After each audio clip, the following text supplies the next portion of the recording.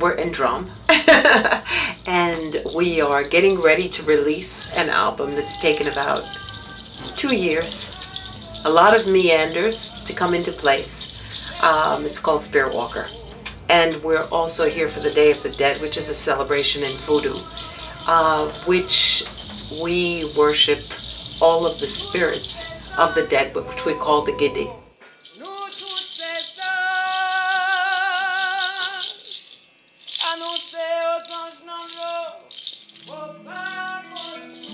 It started with a very good friend of mine named James Jona in a cafe in Paris.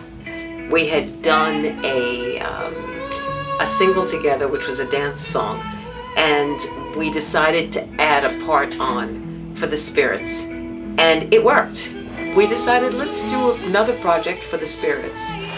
We started it out in that direction, and then afterwards it kind of took on a life of its own, because there are a few things that happened. I lost members of my family who were very prominent in voodoo. My uncle Max Beauvoir, who was a sociologist and anthropologist, and the supreme voodoo priest. Then I spent a lot of time with his daughter, my cousin Rachel, who was a sociologist who did a lot of work on voodoo also. And I myself had been awakened, I will say, by Max, my uncle, many years ago during an initiation, where he suggested that I get to know my spirits, and it really changed my life. But I kept that very private and to myself, and I never thought of mixing it really with my music. I felt it was a very personal belief and a very personal means of expression. The key reason for the album is that over the past 10 years, Haiti has gone through a lot. Earthquakes, hurricanes, all kinds of natural catastrophe, difficulties within the political system, difficulties of simply surviving, cholera, sickness, etc. Somehow, we Haitians have lost the sense of our identity, where we come from, what were our roots, and I felt that it was important to stop Haitians reaching out to other forms of music and adopting them before looking at what we have and what's ours.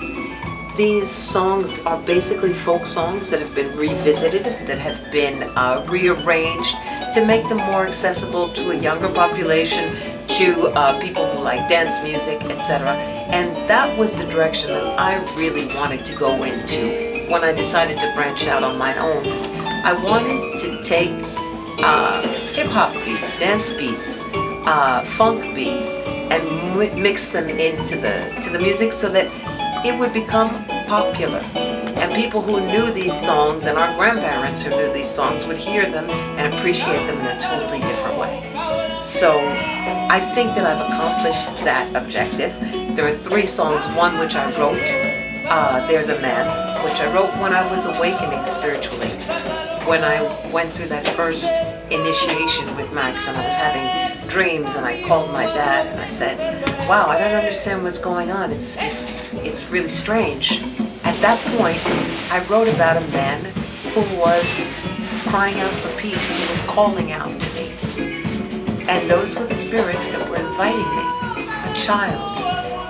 I was recognizing that world. Yayoi is a song that I co-wrote with Beaubrun, who's going to be on stage with me tonight.